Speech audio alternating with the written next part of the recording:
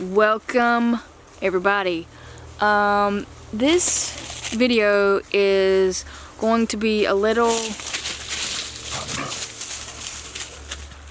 excuse me, let's walk and talk, shall we? So I was out in the garden this morning and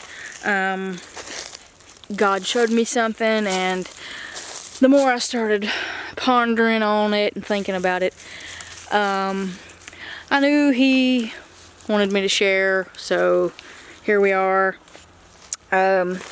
So like I said, I was out in the garden this morning, and my garden is very pitiful. I've neglected it horribly, and when I say neglected, like, I haven't even been down there in months.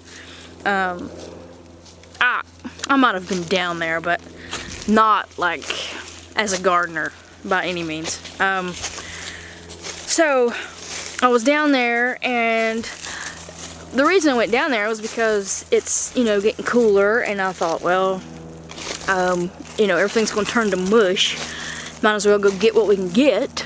And while I was down there, I kind of started grieving the fall garden, because I've decided not to do a fall garden this year, simply because I don't know how much of myself I can give to it. The reason that the garden has been neglected is because my husband has cancer, and this is actually the second time he's had cancer. We found out in August of this year, and we found out in August last year that he had it the first time. So the August garden, y'all, the August garden got neglected 2 years in a row. The wild, crazy, in full swing of things, wild and all of its glory, August garden, okay? So that's why this year it has been neglected, and I'm giving myself grace. Like, it's okay. Life happens sometimes, there's always next year, hopefully, if we're still here. So anyway, I'm down there trying to get all the things that I can get, and grieving the fall garden. And I say grieving because I love the fall garden. I love the food that it makes. I love that it's not 18,000 degrees, and I love that there's not as many bugs. And what else do we love? We love that it's pretty much hands off. I mean, you kind of can neglect the fall garden a little bit. But anyway, I was down there and trying to get what I could get and grieving, right? Okay, so I'm down there in the garden, right? And I look to my last little bed, which I'll show you when we get there.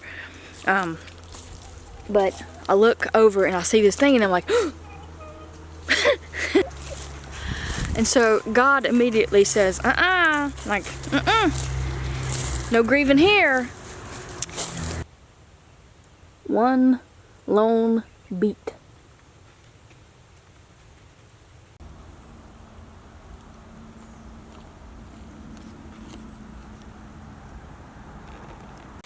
Okay, my first thought when I saw these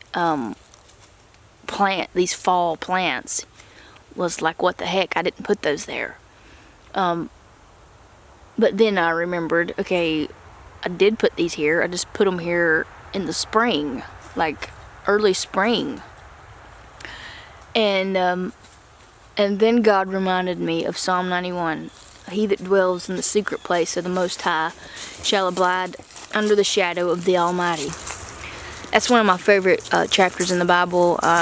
It's kind of been passed down from my grandpa to my dad, and my dad to me. Well, not just me, but his kids. As like a family chapter, And So it was like God was reminding me of that those seeds I put in the ground didn't come up in the spring. It didn't come up in the spring. And then I planted squash on top of it, and the squash protected the seeds from getting dried out, and they were covered by the shadow of the squash, and they lived and thrived until such time as they had enough room and enough nutrition and enough coolness to thrive. And again, I totally neglected that garden. Like, when I say neglected, y'all, I hand water all that stuff, and I didn't water it, and it hasn't rained much.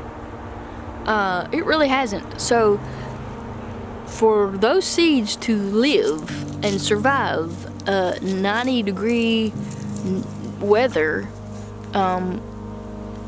and not being watered is crazy to me. So God can use whatever He wants to use to speak to us, to encourage us, to lift us up.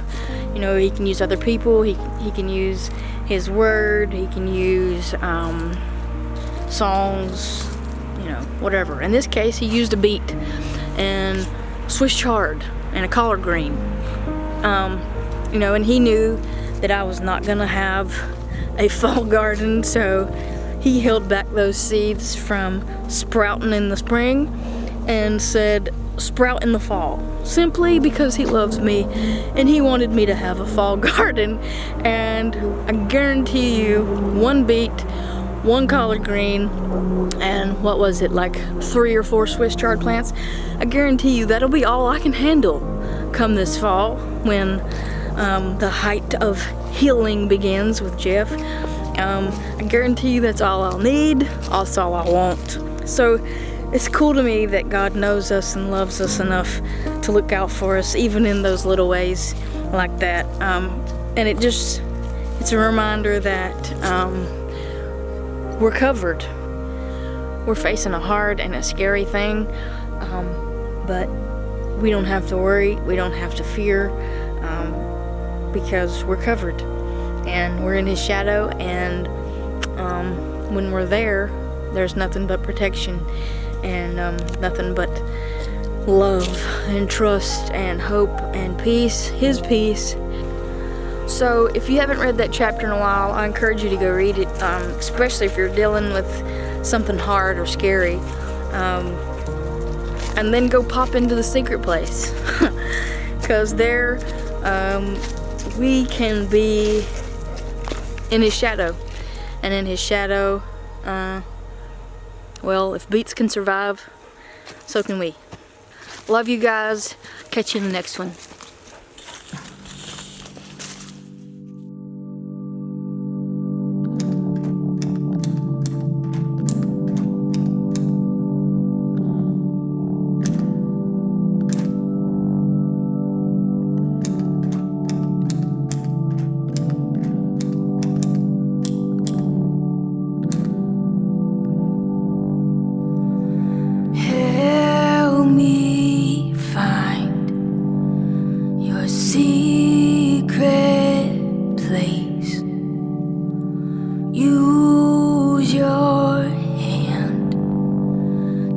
Hide my face underneath your shadow of grace,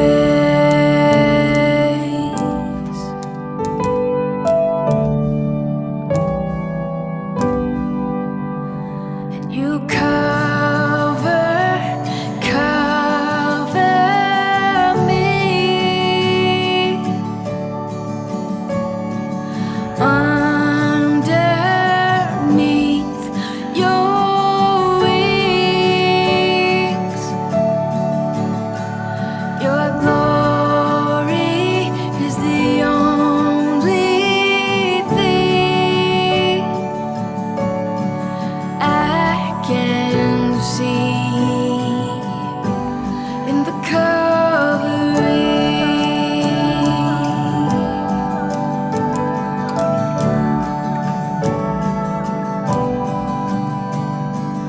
teach me how to love like you, to cover those who seek refuge underneath your shadow.